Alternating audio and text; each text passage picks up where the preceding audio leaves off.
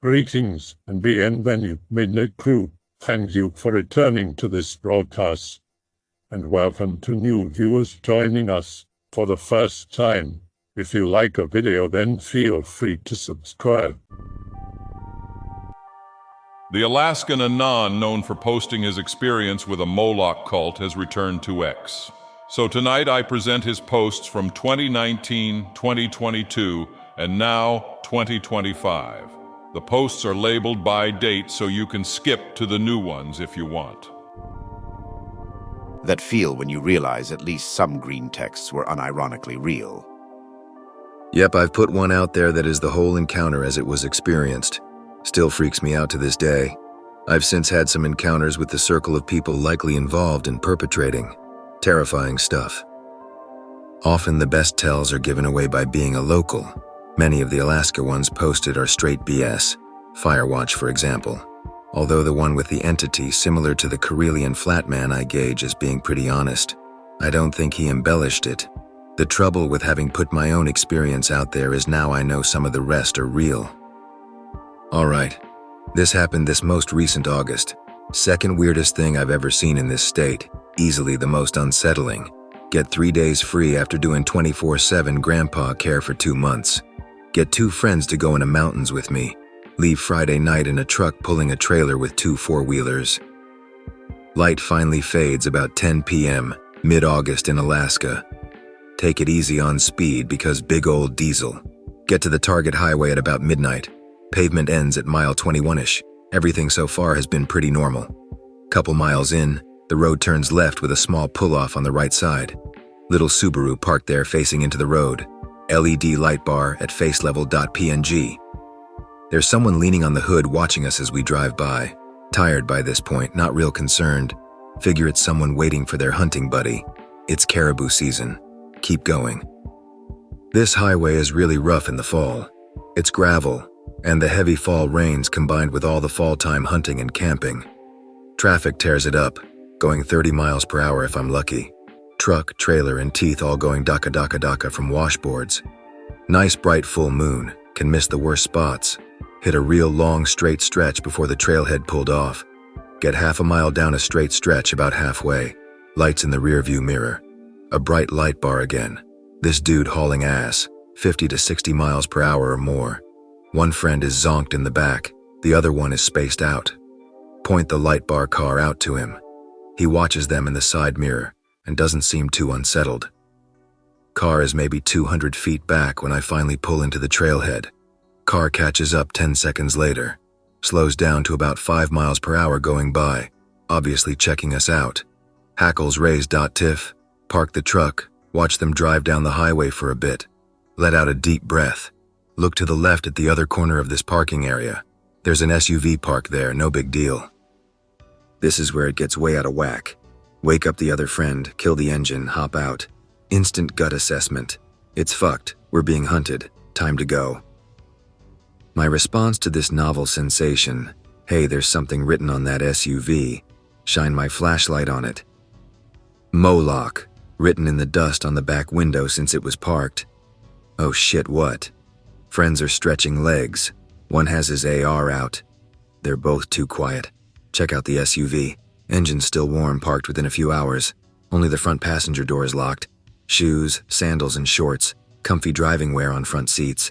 Full packs and compound bow in back. Full cooler. Tent. Everything is untouched. 6 months expired youth group sticker on hood. Empty coffee hut coffees. Looks like a young couple out to camp. Friends are checking out this SUV. We're all independently reached 10 out of 10 maximum alert. Look around the whole area. Nobody is there. No fresh tracks except in the parking area itself. Another pair of cars with LED light bars go by hauling maximum ass. We keep rifles on them from cover as they go by. Give in to gut feeling, leave. Camp 30 miles away on a different highway. Come back in the morning. SUV still there untouched. Still no sign of anybody around. Terrible gut feeling gone. Take the four-wheelers and go 8 miles back in the mountains. Have a good time camping. Get bullied by a caribou. Come back the next day. Nobody was out there. Great lines of sight and nowhere to hide. SUV untouched. Food in the back is starting to go off. Get back to town. Call SUV into troopers. Dispatcher goes, yeah, that's sketchy. I'll send someone out. Call back 2 weeks later to see what came of it. No record of having ever called it in, but they have every other call I've made. Sorry, Kay. Some stories don't have a good ending. I'm convinced we were getting checked out, and the only reason they let us be was because we had our ARs propped up on the seats and were very visible. I never have found any explanation for what I saw out there. All I know is that gut feeling I got when I got out of the truck was the spookiest thing I've ever felt, and all three of us felt it independently. There's some messed up shit going on out there, I'm convinced. I like to believe creepy Greentexts are elaborate works of fiction. It's more comforting than accepting them all as true. But I see my own account, something I know happened and that now exists as a Greentext, and it makes me wonder how many of the rest are also true. I agree people should be aware and armed. The total obliviousness people seem to have is astounding. Here's fresh Greentext, I guess. Go for a hike up a mountain with some girls. Literally, you park, cross the highway, and go up the mountain 3,000 feet. No trees, so you can see your car all the way up and down. Bully the girls into going to the top. Coming down the mountainside, I see a van parked down there. Closer to the bottom now, van still there. Nobody's come up the trail. 5 minutes from getting back to the car, 2 men are now leaning against the van watching us. I stay at the back of the pack as the girls cross the highway, jacket back and hand on pistol. Full eye contact with the rough-looking Russian and his Chinaman buddy as they smoke. Girls say hi to the guys and chit-chat about whatever as they take their stuff off and get in the car. Get in once the girls are in and we go. Comment on how sketch the guys are. Girls all go, what do you mean? Dudes sat in an idling windowless van parked by the car they had to return to in the middle of the Alaskan wilderness and waited 2 hours for the girls and I to come down the mountain. This set off 0 alarm bells for them. I did not pursue any of those girls. Paranoia is a mandatory trait for me, it turns out. That way I don't have to worry so much. One of them walked into a moose on another hike, for God's sake. If people can't clue in to stupid, obvious predatory behavior, how are they going to avoid Molochites and kitted out foresters? It's all fucked. Anon, I learned long before I discovered 4 chins that this world is not what we were taught it was while growing up. I'm actually really glad to be talking to you, as I've had a question about your original account. Do you think those guys were using the lighting rigs on their cars to emulate cop cars to trick people into pulling over? And thanks for the new stuff. Are you still in Alaska? I'm still in Alaska, yes. I don't think the lighting was to emulate police. The troopers run regular headlights and are far and few. There is generally one trooper covering the Denali highway at a given time, and he lives in Delta Junction. Take a look at a highway map to get an idea of how little LE coverage there is. My guess is the lights serve 3 purposes: seeing into vehicle cabs to case the occupants, blinding victims to make them easier to capture, reduced peripheral awareness. Make it easier to run the highway at 50 to 60 miles per hour at night. The Denali is not a travel highway. You're there because your destination is on it. All they have to do is follow and wait. I have since come to learn there is a witches' coven centered around some sort of energy nexus or portal near Fox, Alaska. There's also something living in the woods near Haystack, north of Fairbanks. It's a big state, easy to stay lost. Here's another memory from when I was young. LAN Party with my friend playing Company of Heroes. 3 a.m. pretty late, and something out the window keeps catching my attention. Pause game and we look out the window. The sky flashes every 3 to 5 seconds. Flashes are red or green, the color of the aurora, but the entire sky. After the last flash, we keep looking out the window, wondering if we really saw that. Mom comes into the room rubbing her eyes, asks if we were playing with a flashlight because a bright light woke her up. Her room is on the opposite side of the house. Tell her no, the sky lit up. She goes back to bed. I can't figure out how to explain it. Allegedly, auroras are solar particles bombarding the upper atmosphere and causing photon release. But for a perfectly uniform particle bombardment with equally uniform, but periodically differentiated, green flash, pink flash, etc., bombardment density to occur even once naturally seems functionally impossible, let alone 10 times. Last story. It's 6 and I must rest. Be fishing. Run a load of fish to the car. Tourists taking pictures of the woods and chattering about a bear. Oh shit, .png. Head back out to get more fish. Uncle's Newfoundland dog comes out of the woods and joins me on trail. Realize that they thought the Newfie was a bear. Fucking tourists. And a comfy one. Out on the Denali highway hunting blueberries. Friends and girlfriend are picking, but I want to fish. Head down the trail another quarter-mile to the creek by myself. Make my way up the creek while casting for grayling. Go at least 3/4 of a mile up the creek, absolutely kill it and get 5 nice graylings. Look up at the sky as I pack up the last fish. I get an urgent feeling that I must go back now even though the weather is clear. Start walking back. See girlfriend coming down the trail with my dog. She came looking for me. At that moment, the urgent feeling dissipated, even though a storm was blowing in. An absolute certainty that this is the woman I'm supposed to be with washes over me. Know in that moment I will marry her. Find out many months later she went through the same cycle of urgent pull, relief, and absolute certainty in that same period. Where we met on the trail was the halfway point from where we each started. Like we both got the prod to start moving at the same time. Taught her how to clean fish and she didn't even think it was gross. Engaged and have a child coming now. The Denali highway has an energy that is hard to describe. Most of the time it ignores you. Sometimes it actively tries to kill you. Sometimes it gives you gifts. It's why I keep going back despite the spooky shit. And I wonder if that's not simply the energy of the world when it's not poisoned by endless overlapping radio frequencies. For our honeymoon, my wife and I spent 2 weeks driving around Alaska, seeing various things she'd never seen and I'd never seen, etc., etc. The last day and night of the trip, we stopped at a spot on the Richardson Highway, the Rainbow Mountains. Hidden back there is one of my favorite places in the whole state. You go up a rocky gully and climb about 1,500 to 2,000 feet up, and at the top there's a pass through the mountains that forms a bowl. It's sheltered from the wind, has decent topsoil accretion, a profusion of ground squirrels, some rare and endangered flowers, and beyond all that it feels calm and peaceful. If I had to guess, I'd say it's an actual place of power, either channeling energy from the mountains or a ley line passing through, hard to say. Wife's never been to the spot. Only a failed attempt a few years back. Don't play with avalanches, kids. So we're giving it another go. We park the truck and bushwhack over to the trailhead, and it already feels a little off. Somebody has been illegally baiting for bears very recently. The only bears in this area are huge monster mountain grizzlies. Very cool. We get to the gully, start climbing, and it's just as lovely as ever. Lots of great rocks. The gully cuts through about 300 million years of rock strata. There's a profusion of different rocks. Never know what you might find. My cousin found some jade once. There's an entire mountain face scree slope of seabed fossils hidden further back there, for example. We get to the top, spend a couple hours on the spot.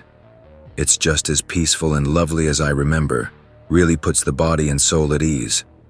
It starts getting late and we figure, well, time to climb back down and find some lunch.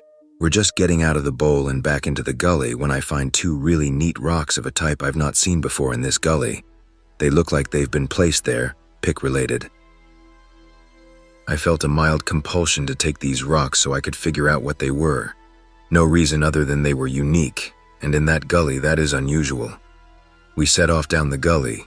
I slip and cut my toe on a rock, Chaco life, and all was well until we got to the bottom of the gully. We get back to the trail that leads into the gully. I'm in front. My spastic blue healer is trying to uproot a bush a little ahead of me, and I'm hit with this sense of unease at my back. I stop and turn around and find that the wife has done the exact same thing without saying anything. We're both just looking into the gully, like there's something there, because that's exactly what it feels like. The sensation of something being in there and very unhappy with us is radiating out of there like heat from a coal. Here's the thing though, there's fuck all to see. This gully is just scree slopes at 40, maybe 45 degrees, hard rock vertical faces, a runoff scoured bottom, and the occasional bush 2 or 3 feet tall, spaced maybe 50 or 60 feet apart. See pic related of the mountains to get an idea. There's nothing there. but that gut feeling of danger is pinging hard just like back at the Moloch abduction site. I ask if she's ever felt that before. She says no, and I gently explain to never ignore that feeling, and it's time to go. So we go. We take the long way back to the truck, down the trail to the highway, down the highway to where the truck's parked, rather than the shortcut game trail through the trees. Better visibility. Whatever we are feeling, the dog is too. Her normal MO is to sprint from squirrel to squirrel in the woods, generally bursting from the brush at random, 20 to 50 feet ahead of us. Now she's planted firmly 3 feet in front of me, swinging her head side to side like she's looking for something. This is the only time I've seen her do this. We make it to the truck, have some quick sandwiches, decide against camping overnight and load up for home. As we drive, the sense of unease deepens. We pass by 2 unusual wildlife scenes over the next 50 or so miles. First, a raven and a great gray owl in a broad ditch having some sort of dispute. Second, 5 moose, 3 adult, 2 juvenile, huddled together, adults on the outside and juveniles on the inside, like they're buffalo. This is very unusual. At about 10 p.m., I stop at a pull-off just before the about 5-mile straight stretch in front of Denali Dome outside Delta. The wife is getting something out of the cab over camper, and I'm stretching my legs watching the dog sniff about when I realize something is amiss. If you've ever been on that stretch of road, I have biked it many times, you will know that the wind always blows there, full stop. The wind isn't blowing. There's no bird song, in July, unheard of, and there's not even a solitary mosquito buzzing me. It's so quiet all I can hear is my tinnitus. Big nope on my part, thanks. I get the wife, we head out, we get home. After that all is well, pretty much. Except what the hell was it all about? It took me close to 4 years to put it all together. About a year ago I talked with a native Orthodox priest about it after he came to bless my home, whole different saga. And he told me it sounded like little people. I asked my neighbors, village born and raised, and they agreed. But why were they so upset? The rocks, obviously. I finally ID them. One is serpent stone, used decoratively, and one is chert, hard enough and naps well, useful for making tools, spearheads, arrowheads. They looked like they had been set out because they had been. I think the little people were out there hunting down chert for tools. I confirmed through a United States Geological Survey paper that there is a chert vein running through there, and I rolled through and stole their very nice rock. In the native lore, if you steal something belonging to the little people and don't get caught, that's great, truly. You'll be blessed and have good hunting. Get caught. Murkier on that, but not great. Well, about 9 months after this whole episode, my great-grandfather's machete disappeared. I mean, truly disappeared. I spent close to 10 hours looking everywhere for it, but it's truly gone off the face of the earth. It was only recently I realized they got me. A theft for a theft. I stole their rock. They stole my very nice and useful machete. I didn't know any better, so I guess they took pity on me. I'm pleased, honestly. From everything I've learned, the little people the natives speak of are almost certainly just a branch of the Fey folk. There are even fairy rings and their equivalent in portals. 15 years back, I heard a story of a woman in her 30s who was out mushroom picking and disappeared from a very remote village. One bush plane a week kind of place. You don't leave without people knowing. The villagers look for a while, don't find her, give her up for lost. 3 weeks later, they find out she's alive when she calls them from Ireland, generally disoriented and with no clue how she got there. There are also tales of little people variously stealing children, returning children, lines of lantern lights marching through the night. The parallels with the Fey folk are amazing. So, to TLDR, I stole a rock from Arctic Fey folk and made them mad. They stole my machete, nobody got hurt. Good outcome. And since I touched on it, my house was haunted. Fiancé and I are moving into Grandma's old house to keep it lived in, help out the trust, get good rent. Spend a couple months getting the side apartment livable before moving in, generally going after work and on weekends and puttering away. There by myself one day, and get the distinct feeling of somebody standing behind me. Nobody there, of course. Ask if it's Grandma. Presence suddenly becomes warm and welcoming. Huge mistake, don't do this. This goes on for 3 weeks. Finally mention it to the wife one day. She gets very excited, says the same thing has been happening to her, especially in the kitchen, that it feels like somebody is looking over her shoulder and very unhappy with her. One day I'm working by myself and my analog stereo turns the volume down on its own. Ha ha. Okay, Grandma. Spoiler, not Grandma. Close-up work glasses disappear twice. Spend over an hour looking for them each time. They were on the tank of the toilet in the other part of the house the first time, then the tank of the uninstalled toilet in a room I hadn't been working in the second time. WTF, I've got a ghost. That's not something Grandma would do, though. Move in. Things are quiet for the rest of the summer. September rolls around, bringing the cold and the dark with it. Dog starts getting protective of now pregnant wife. Sometimes she will just sit in the dining room adjoining the kitchen and stare at the corner of the ceiling. Alerts on nothing frequently. Put my wife to bed one night, I'm sitting on the edge of bed and the dog is on the bed. Dog perks up and looks towards the window, then clearly tracks something from the window to over my shoulder. Keeps staring over my shoulder, can't break her focus. Another day I come home and the dog comes and says hi, turns around to go back to the kitchen, then jumps and turns 180 back to me.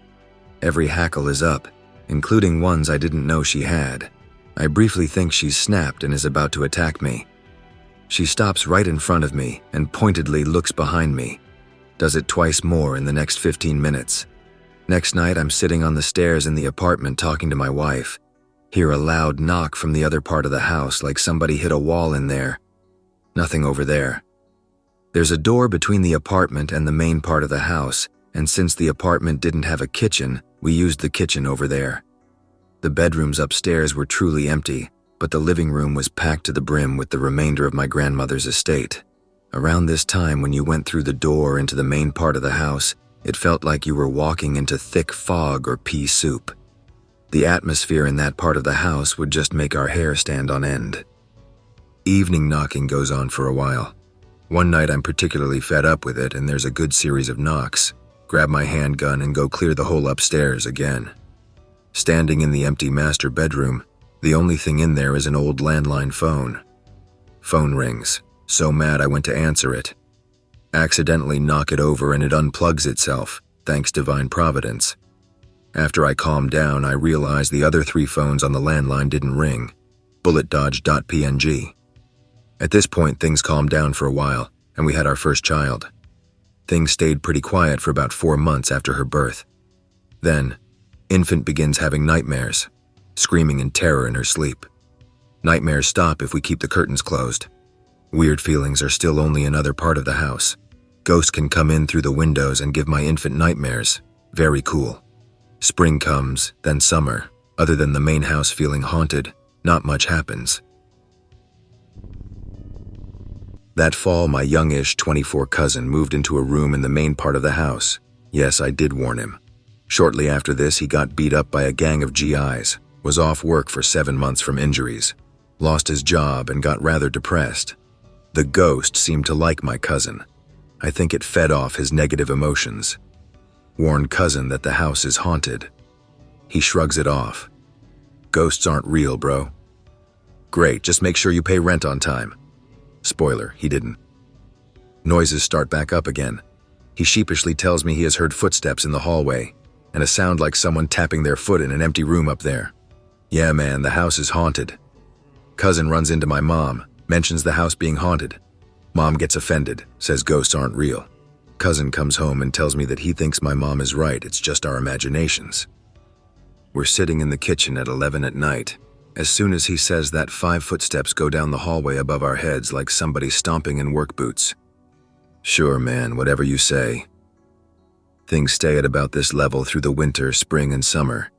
Cousin gets a girlfriend. She comes over a lot. Presumably they were sex havers up there. The noise escalates. Wife and I would be in the kitchen, and it would sound like there were people talking in his room when he wasn't home. Every time you go up there to check, it's dead quiet and electronics were off. Cousin starts to complain of sleeping poorly, says girlfriend tells him he's talking in his sleep like he's having nightmares. He can never remember his dreams, so he can't say if he is or not. Remember this. September rolls around. I'm outside one night getting a truck loaded up to go hunting. It's 10 p.m. in my own driveway, and I get the danger, you are being hunted. Sense going off hard. Oh well, gotta pack. Go inside for a bit though. Cousin and his girlfriend come home. Warn him something is weird out there and to maybe stay inside. His eyes get big, he gets scared. Tells me when he was getting out of her truck, he glanced at the woods and thought he saw a couple lights. He looked away, realized he couldn't be seeing lights through 200 feet of dense spruce. Looked back. They were gone. Said it was 3 lights about 7 feet tall, spaced about 6 inches apart like so. Neat glowing yellow eyes in the woods. I don't sleep for shit that night, between packing, checking on the livestock, checking on the kids. Pass out at 6 a.m.-ish, wake up at noon. Cousin tried to call me before going to work. He's really worked up. That night after his girlfriend left, he had a nightmare. He said he woke up lying in his bed and could tell there was something in the hallway, but he couldn't move. It kept banging on his door until the door opened up. He tried to tell it to go away, but couldn't speak. A black mass with glowing red eyes as tall as the ceiling, granted that's only 7 feet, came into the room and stood by his bed. Cousin panicking at this point. All of a sudden a thought pops in his head and he manages to scream. Hoarse whisper, "In the name of Jesus Christ, I rebuke you." He wakes up lying in bed drenched in sweat, the door still closed. He's not particularly religious, so I was surprised he whipped that out. He wasn't sure where he had heard it. I think his bacon got saved. Regardless of your thoughts on Christ, I've seen a lot of accounts of that specific phrase helping in these situations. I'm rather alarmed by this, but I go hunting anyway. Real bummer of a trip. No moose, no bears, equipment damage. Oh well, come home. Cousin has had another nightmare while I'm gone. He wakes up in his bed. There's a man sitting in a chair by his bed. Face looks like a composite of all the men in our family, glowing red eyes.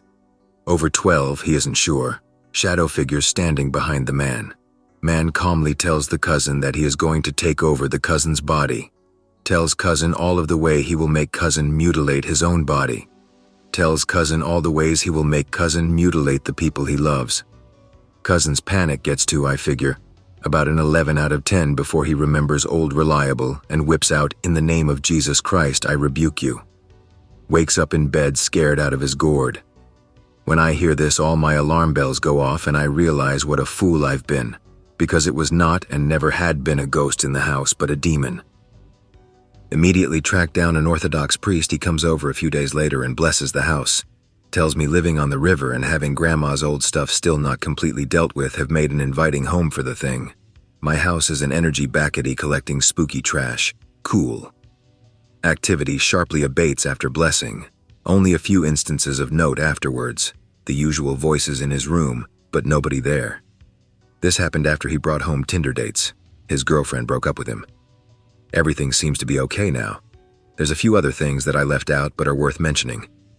Well into all of this, when I was pretty well numb to the spooky aspect, I remember a door opening on its own. I looked at it and said, "Really? After all this, now you whip out the old open the door trick? Not impressive, bud." Turns out for a few days prior it had been scaring my cousin by opening doors on him. Cousin also reported getting the sensation that things were looking at him through his window, so he'd keep the blinds down. I caught him shining his gun light out the window a few times like he was looking for something. Oldest daughter stayed awake for 2 hours after she was born. Had a level of cognition and awareness in her eyes I hadn't seen in a newborn before. Beautiful girl born at 8:18 a.m. on the 28th, 8 pounds and 8 ounces after an 8-hour and 8-minute labor. Yes, really, normal infant. About 6 months along, she starts to really love books. She could happily be read to for hours. Once put her to sleep by reading her a book on 18th century naval warfare and vessels of the line. At 7 months, she starts talking. Would just be normal baby babble, and then a perfectly intelligible word thrown in, not mushy at all. One time at 11 months old, she was holding one of her books and she turned it over and pointed to the Banner Baby Books logo on the back and said, "Dada, it's for babies." Around 11 months, she also starts pointing at an outlet in her room and saying it's hot. She gets her little infant hands on some colored pencils and draws yellow, orange, and gray scribbles around it. That whole circuit begins tripping out, load or not, a month later. Then the heater fails. While I'm waiting for parts, I'm heating just the upstairs of the apartment with an electric radiator. It is negative 30 degrees Fahrenheit outside. I have the circuit for her room outlets off at the breaker. She still points at it and says hot. Wake up one day, it's cold. Heater isn't on. Check plug, heater tried to burn the house down. Parts came in that day, got the regular heater back on. She doesn't point at the outlet and say hot anymore. Check out the outlet finally. So many projects. Wing nut holding the hots together was upside down and collected condensate from the window. Corrosion had built up between the wires, causing a fire hazard. Fix it. Breaker still trips. The breaker spring retainer spontaneously broke, so I couldn't keep the circuit energized. Thank you to my guardian angel, seriously. Fast forward to about 18 or 19 months. Daughter will say things that she shouldn't know anything about. I built a black soldier fly hutch in the closet under the stairs one night, but only have larvae so far. Next morning she walks by, points at the closet, closed door, and says it's Dada's bees. She was asleep when I built it, none have hatched and won't for almost a month. Sure enough, they look like bees when they hatch. Most memorable. Tell girls we have to get ready to go see their grandma. Daughter says, have pizza? Tell her no, I don't think so, but that she theoretically could have pizza. She confidently says, okay, see grandma, then pizza. Sure kid.png. Get to mom's house. Let her out of the car. She goes up to the front door. Mom opens the door. She's holding a slice of pizza. Daughter asks for some, and grandma gives it to her. No kidding, huh? See grandma, then pizza. That brat saw 25 minutes into the future to see what she'd be eating. A month ago, daughter asks where Dada's Dada is, he dead. Tell her we can go see him, take her to the graveyard, pull up to the graveyard. Daughter says, look, there's little kids playing. As you've already guessed, no, there's no kids. Just 3 guys filling in a grave. Get her out of the car.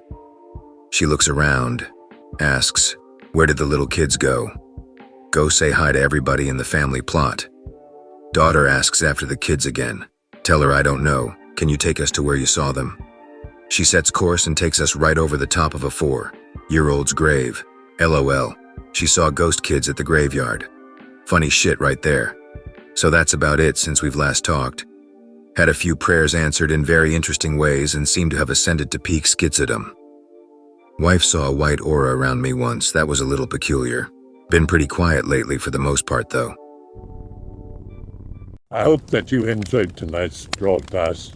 If you enjoyed tonight's story, then please subscribe to the channel as more Greentext will appear daily. A new broadcast will appear when the clock strikes midnight Central Time.